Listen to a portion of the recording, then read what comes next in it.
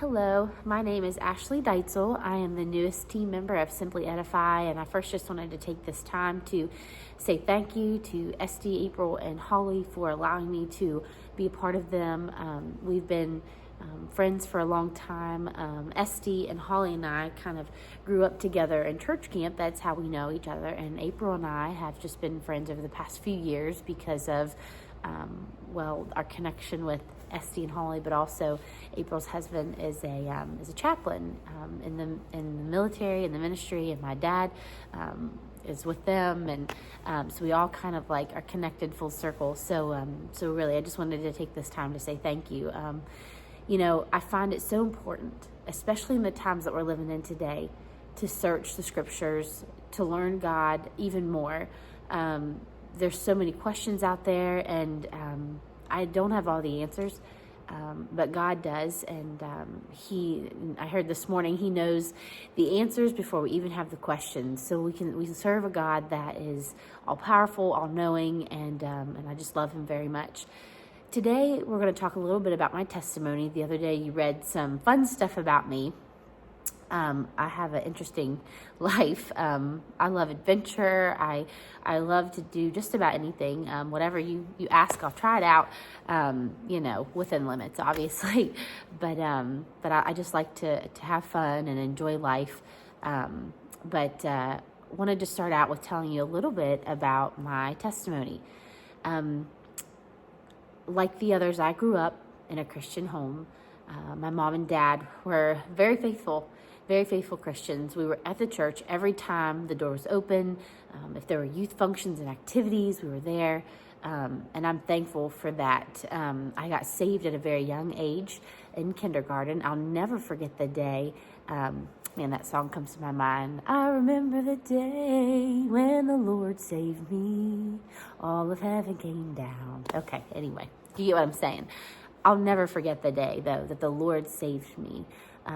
It was in February, and Mrs. Berger was her name, and she led me to the Bible and showed me where I was a sinner and showed me where I needed Jesus. So no matter what age we are, whether we're young or we're old, we still need to know that our sins need to be forgiven, and I needed to know that day, and I found out, and I will never forget it. But Christianity and salvation to me is kind of a journey and a process. Once you're saved, you're always saved. I'm not doubting that at all, because I believe that wholeheartedly. God says, thou shalt call upon the name of the Lord and thou shalt be saved. He also says that He will never pluck you out of the Father's hand. So I do firmly and strongly believe in eternal security. But I also believe in times where our Christianity can go up and down. Starting out as a young little girl, there was a lot of getting to know about Christianity. I had great influences and great examples through my walk. I started out living in Ohio, where we went to a church there, and then we moved to West Virginia, and we found a church here, and we started growing here. But looking back, my middle school and high school years weren't like all out, sold out to God. But I will tell you this, there were things that I would go and do where I felt the conviction of the Holy Spirit, and I know that He was there. I remember kind of going into my college years, and I remember going to places that I knew was wrong, but I went because I was really trying to figure myself out. In your 20s, well, really all your life, but in your 20s, you're really searching, and you're really trying to figure out what's next, like what do I do? And I was so tossed and torn throughout those ages, throughout that age. I ended up going to college here. I did what everybody else did. I went to college. I didn't know why I was going. I just went. And I remember I thought, I need something more than this. I was working at Fairmont General at the time. I loved my job. I was a switchboard operator, and I loved what I did, but I just knew that I wasn't going anywhere in that field. And in the profession I was trying to pursue at Fairmont State University, I knew that I wasn't going to go anywhere there. So I thought, why not just move somewhere? Why not, do something random? So I decided to pack my bags, and I moved to Florida.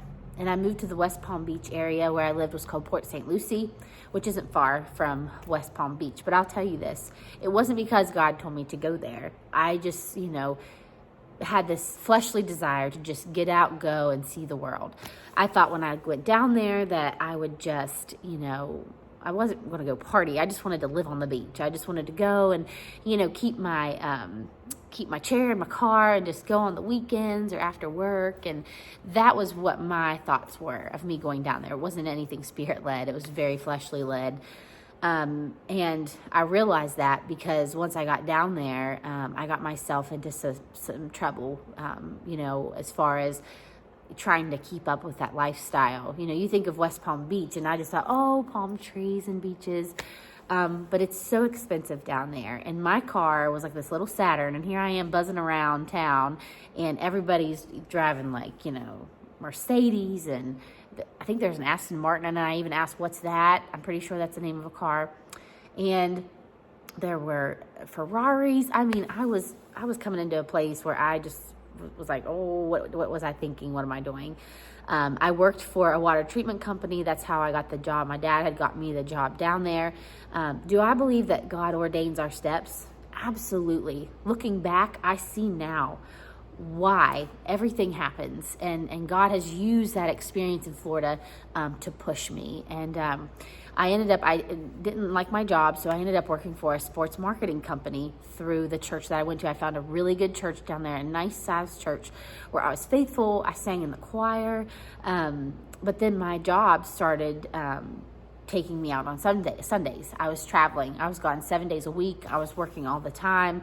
And that's not good. If it takes you away from church, if it takes you away from God, I had to rearrange my priorities because it wasn't right. So I ended up moving back to West Virginia, and I got a job working for a chiropractor. And I worked there for, I don't know, maybe a year and a half, 2 years, and I love my job. Friends from there are still friends today. They turned into family. It was a wonderful place to work, but even then, I felt like I needed more. I felt like God had something more for me. And here's the thing, He does.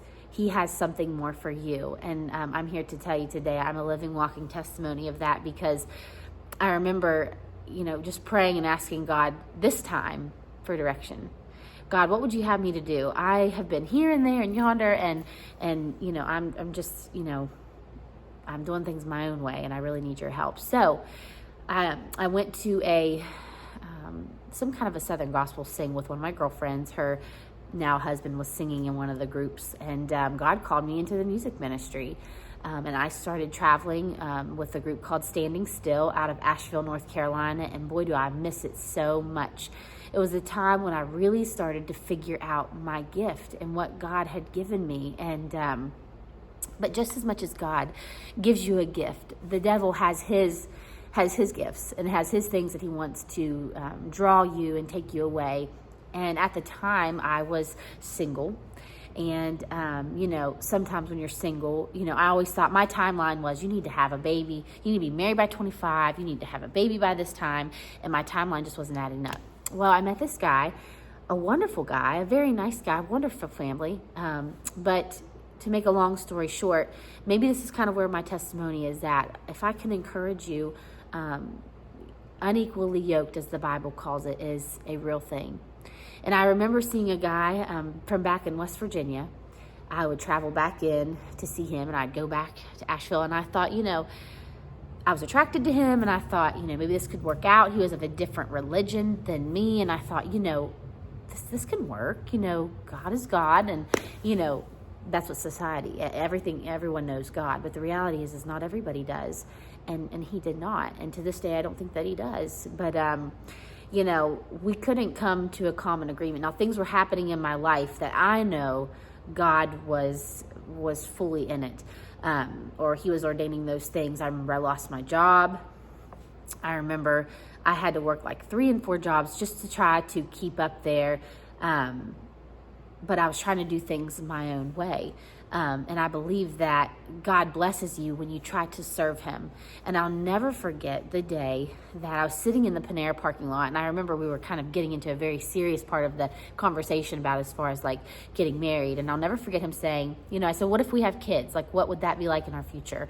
And he told me that they would have to choose their own path, and they would have to work out their own, salvation. And I thought, that was enough for me. I thought, okay, no, that's not what I wanted to hear, because I don't want them to choose their path. So many kids today are choosing their own paths, and it's sad what's going on. There's no direction, there's emptiness, and that's not what I want for my family. So that very day, we had broke it off, and it was very, very hard, especially, in your 20s. You know what it's like. That's hard to do. But God was telling me, this is not right. Follow your parents' instincts. They knew it wasn't right either. And I just kind of was following my heart blindly. And we do that sometimes, and that's okay, because if God lives in us, he brings us back. Conviction sets in, and he brings us back in and reels us back in by his loving grace. I was thinking about an anchor out in the water. There's this anchor out in the water, but God allows our ship sometimes, or our boat, to sail, to kind of go away from the anchor. And then he reels us back in tight. And I'm thankful for that anchor that I have in my life. So anyway, we ended up breaking it off. And I just remember fully giving everything to God, just surrendering everything to God. God, I'm obviously messing up. I'm messing up with jobs. I'm messing up with a mate. I really need you to send somebody my way. And within a month, this was like June, July, I come home, and I had met my now husband, Jeffrey. And well, that's how the story goes. He gave me my future husband and family.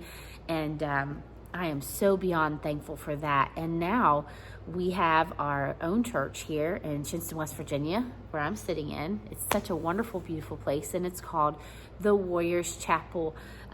He started out preaching in a couple of country churches, and then God led us to this place and opened the doors for us to be here, and we've been here for 2 years now.